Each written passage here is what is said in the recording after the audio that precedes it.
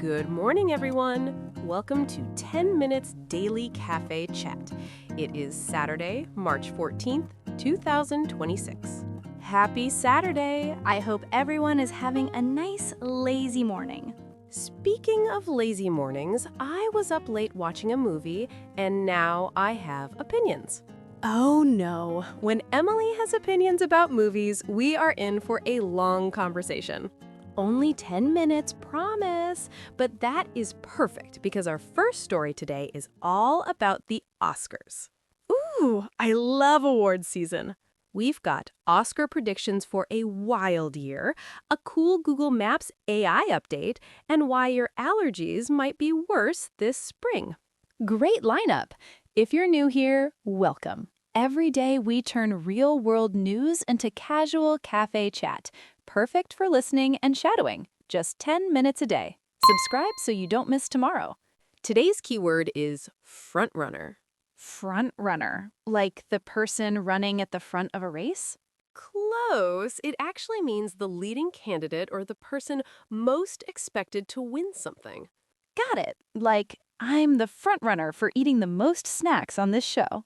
And you would win that award every single time. So, this year's Academy Awards are basically chaos. Nobody can agree on who is going to win. Wait, really? I feel like there is usually a clear favorite by now. That's the thing. Usually, by March, the race is decided. But this year, Best Picture is still a genuine toss-up. Who are the main contenders? The two big ones are One Battle After Another, directed by Paul Thomas Anderson, and Sinners, which stars Michael B. Jordan. Oh, I actually heard about Sinners. Michael B. Jordan plays two roles in that one, right? Yes, a dual performance. He won the SAG Award. SAG stands for Screen Actors Guild, so it's voted on by actual actors. That shook everything up. Actors voting for actors? That carries a lot of weight. It does. But here's the twist. One Battle After Another has won every other major industry award. The producers, directors, BAFTAs in the UK, Golden Globes. No film with that record has ever lost Best Picture. So it has won everything except the one voted on by actors. That tells you there might be a split between industry and performers. Exactly. And that split is what makes this year so unpredictable. What about Best Actor? Is Michael B. Jordan the frontrunner there too? He is right now, but Timothée Chalamet was the favorite for months. Then he said no one cares about ballet and opera, and that did not go over well. Oh no, in Hollywood, where half the people probably studied dance? That's a bold thing to say.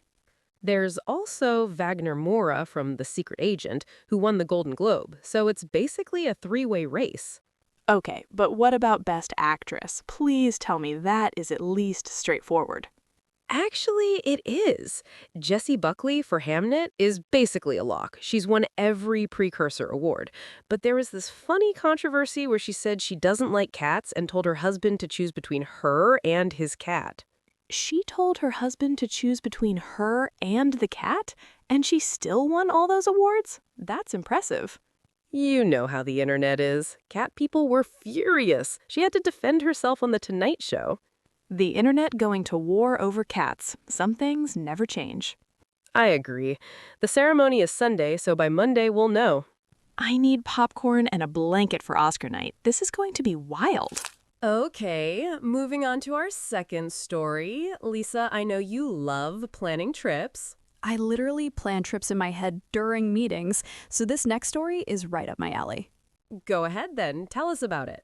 So, Google just added their AI, Gemini, directly into Google Maps. They created this new feature called Ask Maps. Ask Maps? So you can just ask Google Maps a question now? Yes, and not just simple questions like, where is the nearest coffee shop? You can ask things like, is there a public tennis court with lights on that I can play at tonight? Wait, a map can answer that? You would normally have to dig through reviews for that. Right? Google says it uses data from over 300 million places to generate custom answers.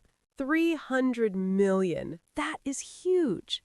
And it builds custom maps for you. So you could ask, what should I do for 3 days in Barcelona? And it plans it out. That is wild. Does it remember your preferences? It does. It uses your saved preferences and past searches, so it learns what you like over time. Imagine asking romantic dinner spots near my hotel that aren't too expensive and getting a personalized map. Exactly, like having a travel agent in your pocket who knows your taste. I used to spend hours reading reviews before trips. This could save so much time. What about the other update? Oh, the 3D one is huge. They added immersive navigation. Your driving route shows buildings, overpasses, traffic lights, all in 3D. So instead of the flat overhead view, you see actual buildings, like a video game. Pretty much. It highlights which lane you should be in, where the crosswalks are. Google says it's the biggest driving navigation update in over a decade. Over a decade? I wonder what Apple Maps is thinking right now. Probably we need to call Siri for backup. But seriously, it is rolling out in the US and India first, iOS and Android. CarPlay support is coming too. CarPlay support is a game changer. I cannot wait to try the 3D view on my next drive. Same. My next road trip is going to feel like a movie. Finally, our third topic today is something a lot of us are already feeling. Allergy season. Ugh, do not even get me started. My nose has been running for a week straight. You are not alone. According to the CDC, about 25% of adults in the U.S. have seasonal allergies. 1 in every 4 people. 1 in 4? That is a lot of tissues. And it's getting worse. Climate Central found that 87% of U.S. cities have seen more freeze-free days since 1970. Freeze-free days? Days where the temperature does not drop below freezing? Exactly. More warm days means more plants have a longer growing season, which means more pollen in the air. So climate change is literally making allergy season longer and more intense. That's not just annoying, that's a real health issue. A doctor from Weill Cornell Medicine confirmed it. Longer pollinating seasons and higher pollen levels than ever. I believe it. Last year, my allergies started in February and did not stop until June. 5 months? That's rough. 5 months of misery. I was a walking tissue box. And the worst part is, I never knew when it would be a bad day or a really bad day. That's a great point. Unpredictability makes it harder to manage. But experts say preparation is key. What kind of preparation? Building an allergy bunker? Not quite. Dr. Tara Narula recommends starting your medication at least 2 weeks before symptoms begin. 2 weeks before? Most people wait until they're already sneezing before they even look for medicine. That's exactly the problem. Your body needs time to build up the antihistamine effect. That makes sense. Like warming up before exercise. You don't just sprint cold. Great analogy. She also suggests checking pollen counts daily and talking to your doctor early in the season. I have a friend who swears by pollen tracking apps. She checks them every morning like the weather.